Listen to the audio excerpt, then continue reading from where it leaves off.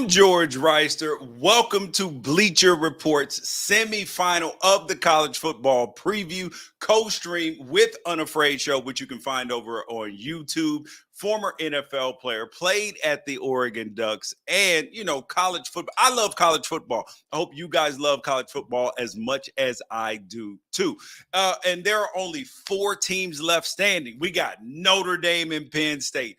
And we got Texas and Ohio State. Now, I was half right.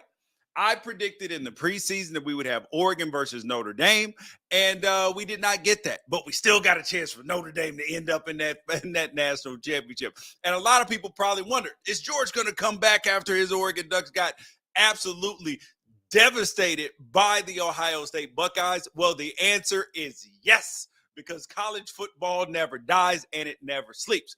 But we are going to start with the first semifinal game. We got Notre Dame and Penn State on a Thursday night. Boy, oh boy. And this is an Orange Bowl game. This is a game that we are crazy excited about. And Notre Dame and Penn State. Now, I'm a person who regularly criticizes the AP poll for some of the craziness that goes on. But this is a preseason number 7 and number 8 matchup. But the truth is, these are 2 teams that consistently get the benefit of the doubt and then typically underperform during seasons and especially during bowl games. And people may say, well, we don't care what Penn State has done because they played Boise State and they played SMU, 2 teams that people weren't happy to be in the playoff to begin with. So this is going to be Penn State's, according to some people, first real test. And I believe that this is going to be a hell of a ball game. We got 2 strong defenses, 2 strong running games, 2 game manager quarterbacks in the situation. And we've gone over Notre Dame's major bowl record since the start of the millennia in a previous video. And yes, it is as bad as it can get in terms of playoff performances, but they 2-0 right now. And somehow over on Penn State side, James Franklin is here coaching in the college football playoffs, and people will still say that he hasn't won a big game because of who they have played against.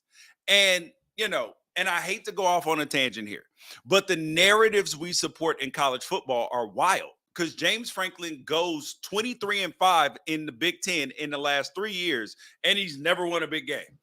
But then you got Lane Kiffin and Ole Miss losing to Kentucky, Alabama losing to Vanderbilt, and, well, every game in the SEC, oh, that's a big game.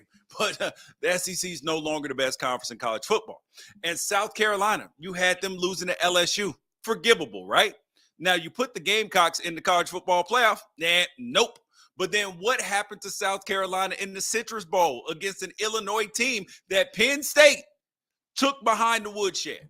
I guess Penn State, Illinois wasn't a big game at all, right? I guess not. And my point is, though, is that Penn State and the Nittany Lions, that they belong here. They proved it against SMU, beating them up badly. They proved it against Boise State. And while we're on the topic, they proved a few things with their resilience in the Big Ten championship against Oregon when they were getting absolutely beat up. And their quarterback, Drew Aller, I have probably been his biggest critic. But the guy, I got to be honest, the dude is growing on me.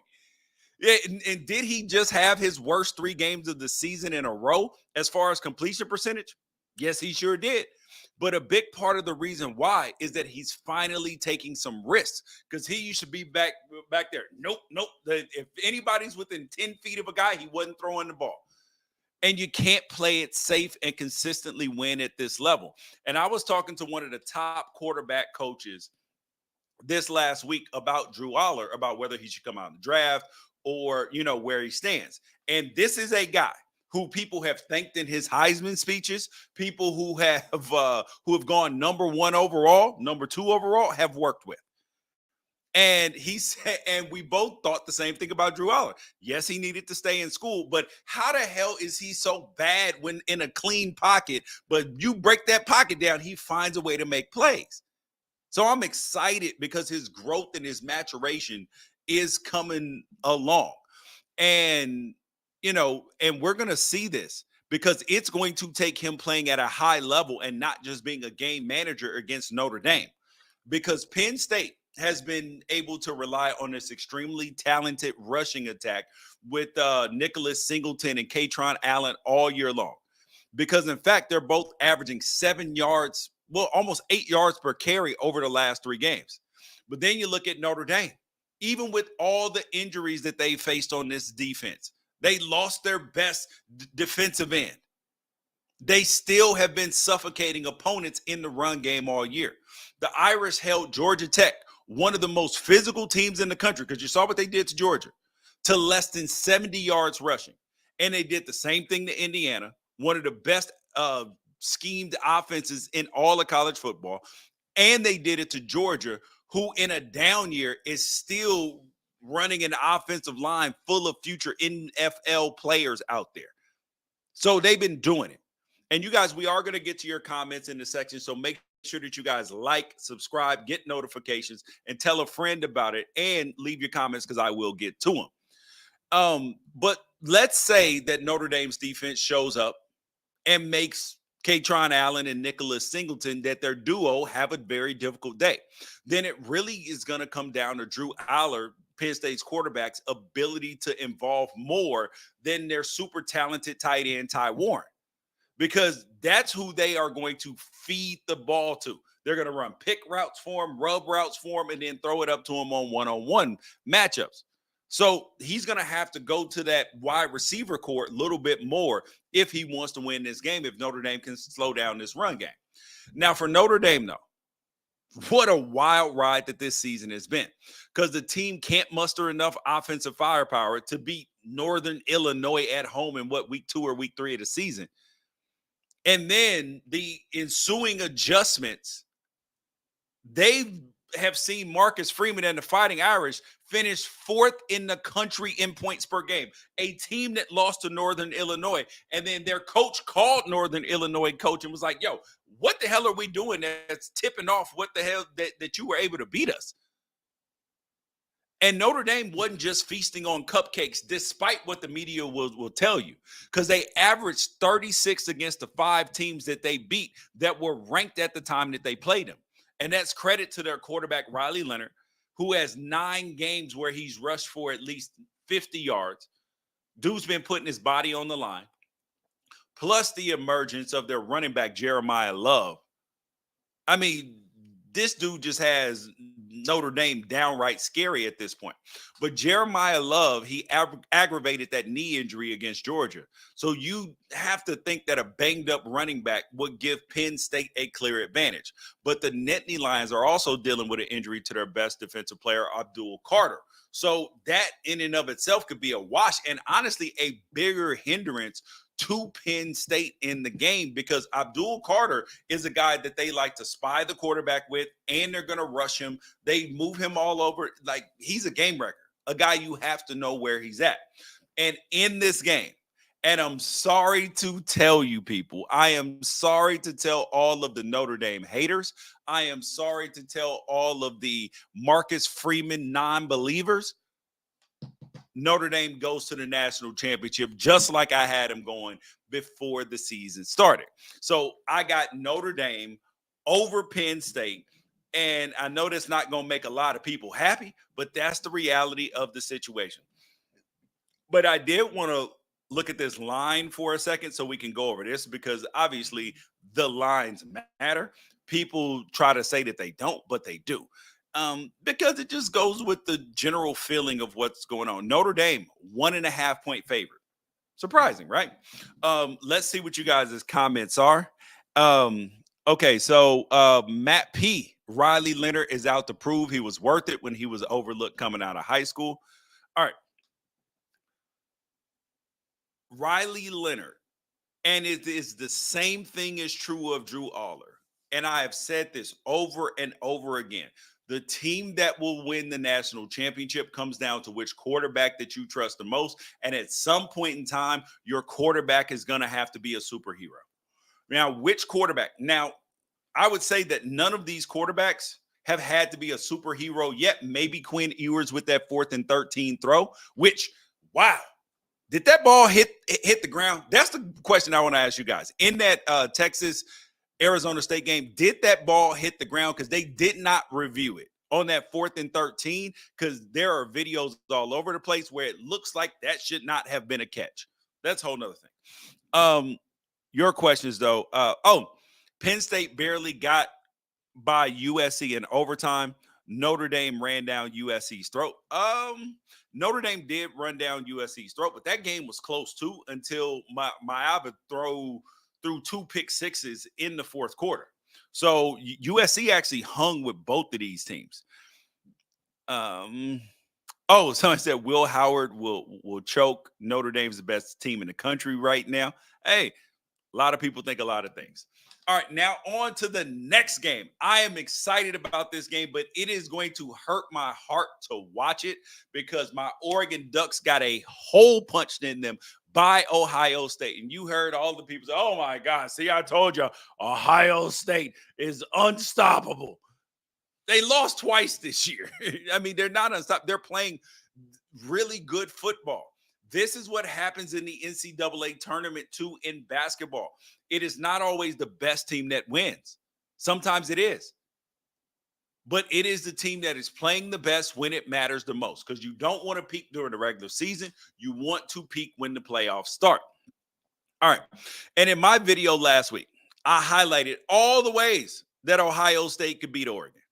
And did I think, though, that not just one of those things would happen, not 2 of those things would happen, but every single one of them would come to fruition? No. Jeremiah Smith going off, understandable. Absolutely understandable. The kid is not even good. He has legendary potential. Now, the Buckeyes' #1 scoring defense. Here's another thing I said, that they could limit Oregon's opportunity scoring. Believable, right? That a neutral site playing a role? For sure. All of those things happen. And how about the layoff? Oregon having a 25-day layoff. Ohio State playing against Tennessee, getting that engine revved up, putting a good game together, and then being ready on 8, 9, 10 days against Oregon while they're off 25 days, and they blitzed them from the start. Chip Kelly deserves a lot of credit, because after that Oregon game, and then after that, well, actually, he was in his bag in the Oregon game, but after that Michigan game where he was not in his bag, Chip Kelly's back in his bag now. He wants to be a head coach again, and he was like, I'm going to show everybody what the hell I can do. And what I didn't also factor in was that, all of those things happening at one time. So Ohio State won fair and square. And yes, it is going to hurt me to watch this football game. It is. It is. I had trouble, but you know what? This is the beauty of college football. This is actually the thing that makes college football so outstanding, is the losses. And I know that they hurt. You lose sleep over them. They make you sick. But the reality is that at the end of the day, you get next year and you have hope again. Now, the question is, this Ohio State team right now, they look like the runaway favorite to win the whole thing. And outside of Michigan fans doing their best to remind Ohio State that they were on the wrong side of the rivalry again, their fans in Columbus seem to be all the way back in on Ryan Day. They're like, oh, yeah, hey, look at our coach. We love our coach, Ryan Day. But the question is, why shouldn't they be? He's the reason that they have Chip Kelly calling this offense right now. He's the one who took the risk to change quarterbacks from Kyle McCord to, even though I do believe they'd be better off with Kyle McCord than Will Howard, because Kyle McCord is a better quarterback than Will Howard. Go argue with your pastor about that. But he's also the one that helped secure the last few recruiting classes in terms of Ryan Day. And he's the one that has held up so far against any level of pressure that most college football coaches will never, ever experience. And he's standing tall in it. Now, was all of that pressure self-induced? Absolutely. Absolutely. By keep losing to Michigan, losing to Oregon, not winning the Big Ten championship, missing the college football playoff, not winning in the college football playoff. All of those things are self-induced. But Ryan Day is eating the same type of pressure that used to give Urban Meyer health issues. And he's eating it daily for breakfast covered in gravy. And the dude is out there doing good work right now. Now, there are some numbers that matter. There have been very few in the history of college football, very few coaches that have won national championships before their sixth year. And we live in a microwave society where everybody wants that done. And you got Ryan Day, who's right in that window right now. Steve Sarkisian is past that window already, but you see what he's doing in Texas. And I do wonder, and you guys can answer this, do you think that we're going to see a Texas team potentially looking bad because these Steve Sarkisian to the NFL rumors? Because I believe that if he gets a NFL offer, he gone. Yep. And so comments from you guys. Oregon looked like the runaway favorite. Georgia looked like the runaway favorite at one time. This season, none of that matters. It's who is zoned in and ready to play. And nobody has been zoned in and ready to play like Notre Dame since the loss. I would agree. McCord is good, but never showed what Howard has shown in the last 2 weeks. Okay. Kyle McCord would have been better this season. That's just a fact, man. You saw what he did at Syracuse. Imagine if he were throwing to Jeremiah Smith, Egbuka, G. Scott, and the rest of the crew. But let's get to Texas, though. Steve Sarkisian and the Texas Longhorns, they are standing in Ryan Day's way. And they're a little bit of a house money situation because you'd be hard-pressed to find a single solitary media member who's unaffiliated with the Longhorns that actually think that they should be in the position right now instead of Arizona State. Whether it's the targeting call, which I'm not a big targeting fan, but with the way that they call targeting, that should have been targeting. And that was on who? Michael Taffy's on that big hit on Stovall at the end of the game, or the fact that the 4th and 13 touchdown that sent the game into double overtime was actually dropped. That ball was dropped. I've seen it 56 times. That ball hit the ground. They should be playing Arizona State, but we got Texas. And Texas fans will tell you it doesn't matter. And that the officiating was bad on both sides. And you know what? They are 100% right. They are 100% right. But if they'd been on the other end of these calls, oh, God, we would never hear the end of it. They'd have been throwing trash on the damn field like they did against Georgia, trying to get calls reversed. They'd have did anything. But the nice thing for Texas is that they can use this as fuel because people are saying they don't belong in this game. And even if people believe that they didn't get the benefit of the doubt of some terrible officiating, then they wouldn't have the talent to hang anyway. And if I'm Sark, I'm using that all week long. Oh, they don't believe in you. You guys are the underdogs. You might as well not even show up. Because the truth about Texas is this. They have enough fast, strong, nasty defensive people that are not afraid to push the boundaries of what's allowed in order to make a play. Because the DBs are putting up one of the best statistical seasons that we have ever seen. And the pass rush is absolutely vicious. Now, will they be able to hang with Trayvon Henderson and Quinshon Judkins for Ohio State if they struggle to contain Cam Scatterboot for 4 quarters? Think about that. Cam Scatterboot, They shut him down early, and then late the dude was an absolute menace. And maybe if the defense isn't on the field the whole time like they were against Arizona State, they will have a better chance to do that. Now, will they be able to stop Ohio State's wide receivers, though? Well, you can look at any of Texas's competition this year and say that they've played anybody on the level of Jeremiah Smith. In fact, few people have even graced that. Because Smith had a better year statistically than Arizona State's entire wide receiver core, and they rolled out in the Peach Bowl. And I'm not even talking about individually. I'm talking about combined. This dude is a different animal. He catches the ball, he high points, And Will Howard actually gets stuck on him sometimes and won't throw it to other guys because he's so focused in on Jeremiah Smith. And that's where Texas can lock in, because Texas has the Thorpe winner, the best DB in the country, the best corner in the country on their team. And this game is going to come down to an old-fashioned quarterback battle, because Texas is really built upon running the football. And any college football fan can get excited about a quarterback matchup, because you got Quinn Ewers, a former Buckeye, who has had his doubters and is always looking over his shoulder, always looking over his shoulder. But the dude has made enough plays to keep the Arch Manning stands at bay. And then on the other side of it, you got Will Howard, who is 0-3 in his career against Texas while he was at Kansas State.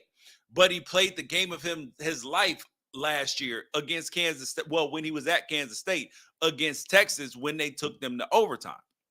Now, the quarterback that wins this game is going to be cemented in college football history.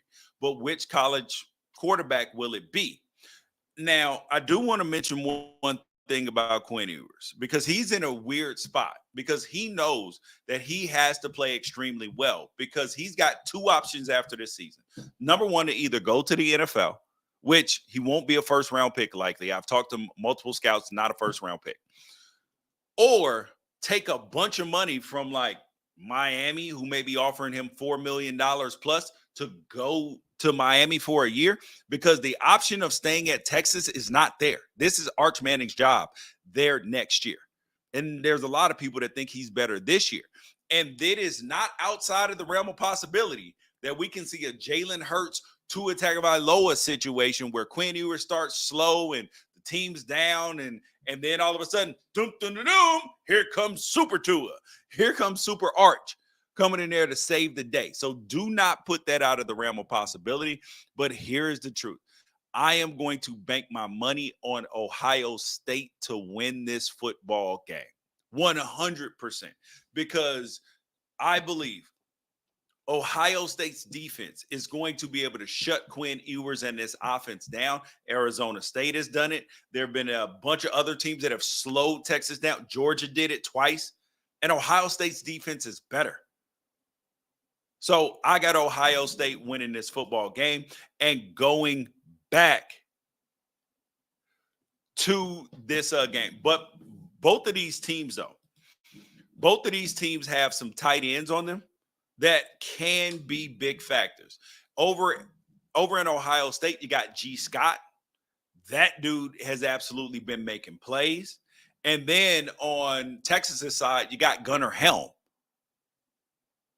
Those are two guys that get touches when it matters the most, when it's some third downs, when it's trick plays here and there, some misdirection. So those are the guys that can definitely make a big plays in the game as well. So in the championship, we got Ohio State versus Notre Dame. And I want you to pay attention to this seeding. So you got 5, 6, 7, 8 left. The top 4 seeds, two of them were because of where they were, conference championships in Ohio, in Arizona State and Boise State. But the top 4 teams lost, and they did not start out well. So you got 5, 6, 7, 8. And yes, there does need to be some revamping of the seeding and all of that, but conference champions should absolutely get an automatic berth. But the seeding has to be different because, and mind you, this is no excuses here. Oregon should not have been playing Ohio State in the first round of the playoff. They should have had an easier game to start a lower ranked team. They should have been playing against the last ranked team, which was Arizona State at that point in time in the second round. Just saying. Now, there's no excuse. There's no excuse for the performance that they put on. Ohio State won fair and square. That's just the thing. Now, before we get to the championship game and who I believe is going to win, let's go to some of your comments. All right, Smith and Egbuka will be getting double teamed all game. Whichever one is its single cover will get targeted.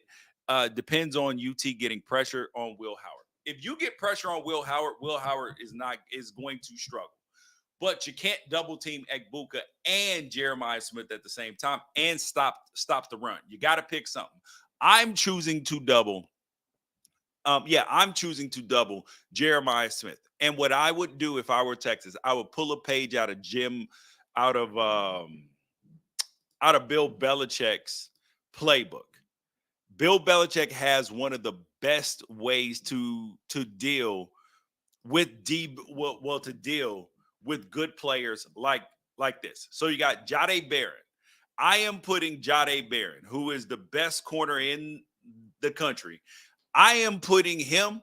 He is going to follow Egbuka everywhere.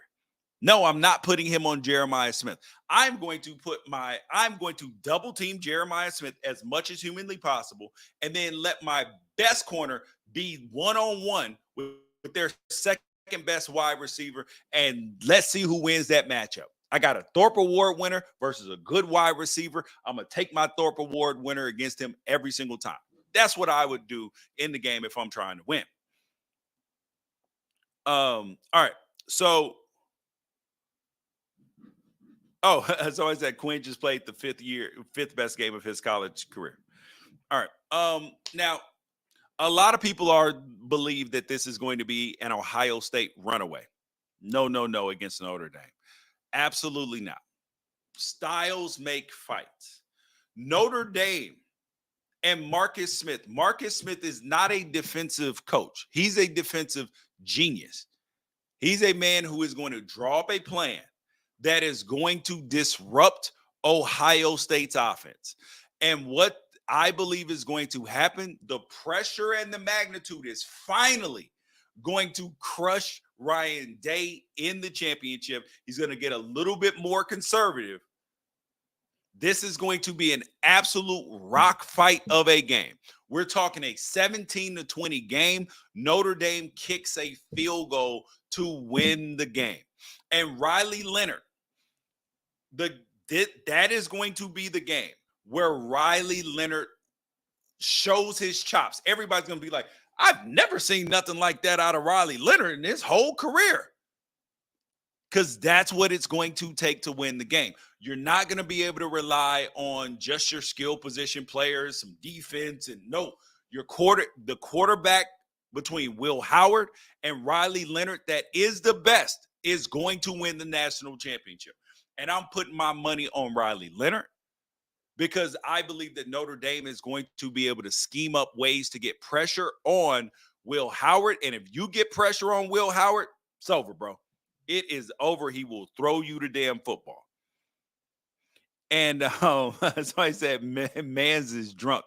I know everybody's like, oh, Ohio State, they're going to run away with it. So please explain to me, if Ohio State is so undefeatable, if they're so can't be touched, explain to me how they lost to Michigan and to Oregon. That means that they can be beat. That's all that means. They are not infallible. They are not untouchable. They played an average Tennessee team in terms of playoff things. Like, SMU probably would have beat Tennessee. Boise might have beat Tennessee. Tennessee, the SEC is not like that right now. The Big Ten is the best conference in college football in 2024. We will argue about 2025 and 2025. Don't tell me about all of look at how many SEC championships that they've won. The pre-transfer portal, pre-NIL. This is a different day and a different time. SEC used to be the best conference, lights out, no argument. You won't get an argument for me there. But it's a new dawn. It's a new day. It's a new light. And I'm feeling good. And it says, funny you have Ohio State beating Texas, then losing to Notre Dame. Texas should have lost to Arizona State. I have never been on the Texas train as much as a lot of other people have, and a lot of it has to do with Quinn Ewers. I think the team would be better off with Arch Manning probably, but they can't do that right now. Okay. I said we clapped 13-0 Oregon. Yes, Ohio State beat the hell out of Oregon. I listed all the reasons why. There are no excuses. They did it. They still got to win 2 more games. And they'll lay an egg in one of these next 2 games. But you guys, though, hypothetically, if Texas played now that is a very good question. If Texas played Notre Dame, would you take Notre Dame too? Yes, I would take Notre Dame in a bigger win than against Ohio State. I would stretch that one out to 6.5 instead of the 3 that I believe that they will win by. Yeah. That's where we at right now. Ooh, Texas is gonna smash. No. Here's the thing about Ohio State. There is no smashing Ohio State. There is beating Ohio State. There is no smashing Ohio State. That's just the way this season is just the way the team is built. But you guys, though, I appreciate your time. I appreciate your energy. Love being here on Bleacher Report. You guys go over, if you're watching it on Bleacher Report, go over to Unafraid Show on YouTube. So much college football content there as well. I appreciate your time. I appreciate your energy. Peace out. Catch you guys next time.